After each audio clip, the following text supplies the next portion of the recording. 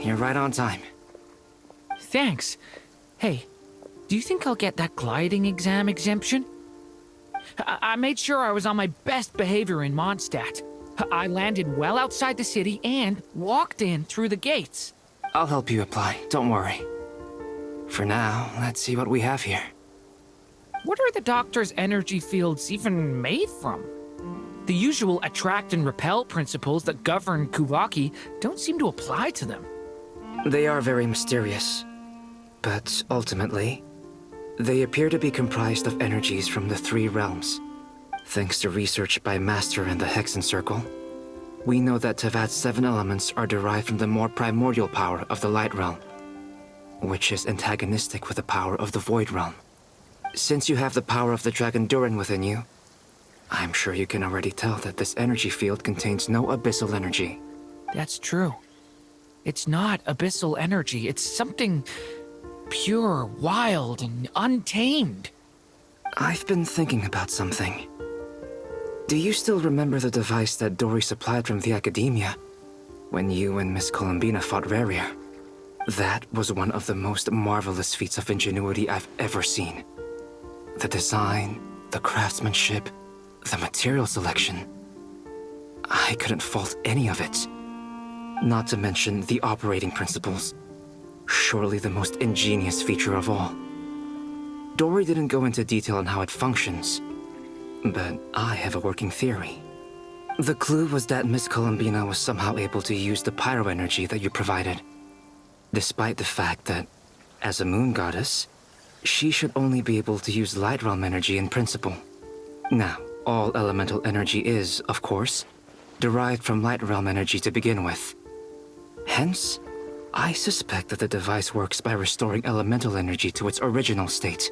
This presumes a theoretical model of the 7 elements akin to that of light refracted through a prism. Perhaps it is no mere analogy. Maybe there is indeed a prism in this model. I almost wonder if the idea for the device was conceived based on direct observations of said prism. It would explain how such an ironclad design concept was achieved. It is at once a masterwork of engineering and a groundbreaking application of the Academia's latest elemental theories. I suspect only Lesser Lord Kusanali herself could have devised such an ambitious technology. But back to the energy field before us. If this is pure Light Realm energy, its relation to elemental energy is one of integration versus division. Or you could say that the former contains the latter. Could this mean that elemental energy can dilute the power of the Light Realm? Should we give it a try? We should.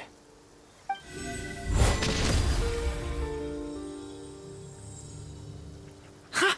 It works! Clear signs of disruption were detected at the periphery of the energy field. This indicates that elemental energy can disturb or even negate the field. Now you try. All right, here goes. It's working! Switch to abyssal energy and attack again. No surprises there. Abyssal power drains the energy field to a significantly greater extent. I now feel confident in asserting that the energy field is indeed pure Light Realm energy, and that elemental energy can dilute it. But the energy field is huge. How much elemental energy will it take to neutralize it? We don't have to neutralize it completely. We can try other approaches. That's all for theory. Would you like to continue watching? So you knew I was here. Huh? When did you get here? A while ago. But Albedo sounded like he was working on his thesis defense back there. Back in Sumeru. You can end a person's whole career by interrupting them mid-speech. Very thoughtful of you. I'm truly touched. Could I ask you to lend me a hand? With what? A little test. Try using Anima to unleash a concentrated assault with circular blades, with the goal of breaking through at a singular point. Nice! This time it tore through the field. Tremendous. This is a major breakthrough. Should we go through? We probably shouldn't risk having mutually antagonistic energies in such close proximity. Durin, you stay here and watch the entrance. Hat Guy and I will go in to investigate. Sounds sensible to me. Keep your eyes peeled, Durin. Don't worry, I got this. You two be careful in there. Just give me the signal if you need help, and I'll dive right in. What do you mean, signal? It's based on a new alchemical concoction I developed last month. When 2 bottles of it are smashed on the ground together, they emit a blinding burst of light. If it comes to that, remember to shield your eyes with your hat. Glad I asked. Thanks for the heads up.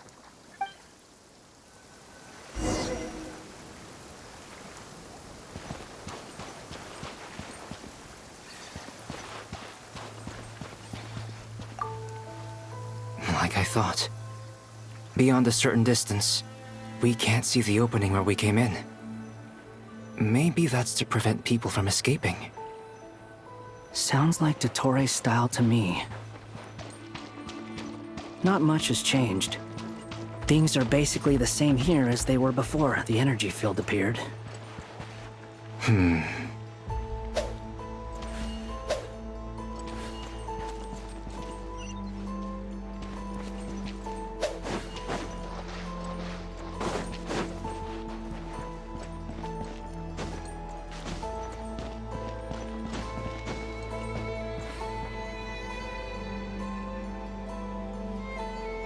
They have no heartbeat and they're not breathing. We can only assume they're dead. But there are no visible wounds. Also, there's an animal squatting next to each body. It's watching us. That's not an animal's gaze. What are you trying to tell us? Doesn't seem eager to talk. I guess maybe it's just an animal after all. Let's keep looking around.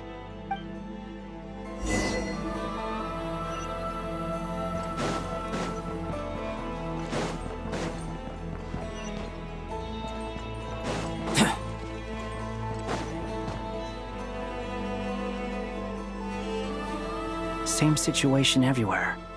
Not a living soul in sight. Just countless bodies with animals standing watch over them. Well, I think we can safely rule out the possibility that they're all pets. Is skirting around the topic your way of showing consideration for other people's feelings? Just being cautious. I don't doubt that you can handle the truth.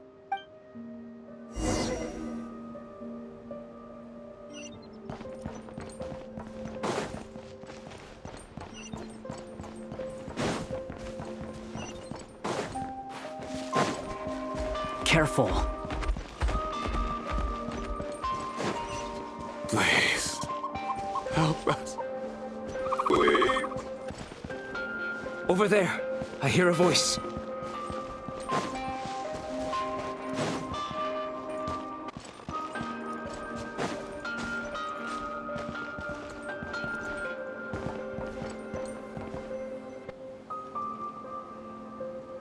Please, help us. Please. What happened here? I don't know. Suddenly, everyone collapsed. Then my line of sight got lower. I still have some of my senses left. I gotta get out of here.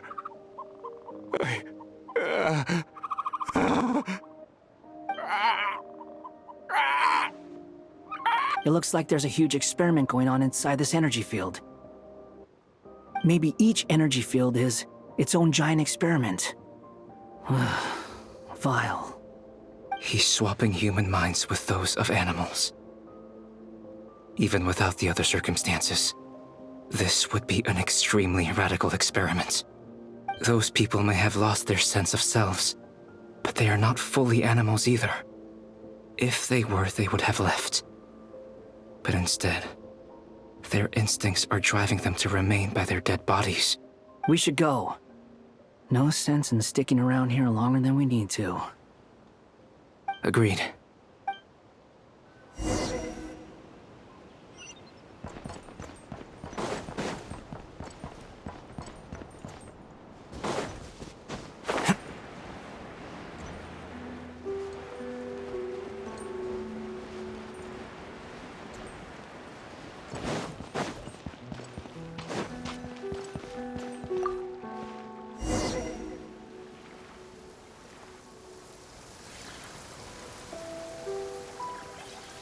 you're back! Everything okay?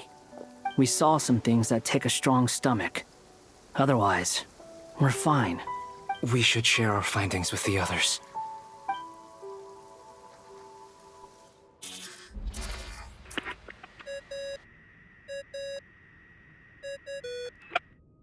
Yes? Who is it? Miss Nefer, it's me, Albedo. We found a way to break through the energy fields. With enough control, it's possible to tear them open using elemental energy. Also, we managed to take a look inside. Dottore is carrying out his cruel experiments on an immense scale. Any residents who have failed to evacuate in time will likely meet a grisly end. Sounds like he's living down to our expectations. Might I ask how things are proceeding on your end? I'm just about to get started. I'll be in touch once I have a result. Understood. Stay safe. I will.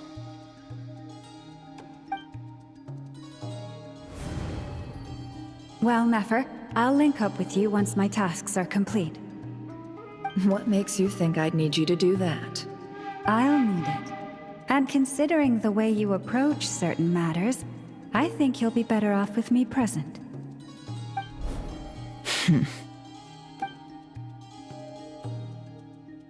Let's begin. Entering simulation mode.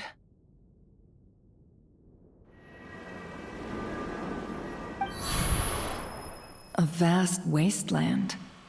Is this the Traveler's inner world? I was expecting something more vibrant, to be honest. Wait, someone's there. What are you looking at? In that case, I'll look at it with you. I want to know all about everything you've seen and experienced. Is there somewhere I should return to? Or should I stay here and be the hero everyone says I am? I don't dislike my current life. Roaming the land, fighting battles, accomplishing missions, earning a living, looking after Paimon. It's not so bad. I guess the only thing that's missing is that you're not here with me. This is the conscious layer, which contains a person's true feelings. It is filled with both longing and kindness. I suppose anyone who lives long enough ends up wishing for someone who can't be there. Maybe it's the only way we can feel truly alive. Time to delve a little deeper.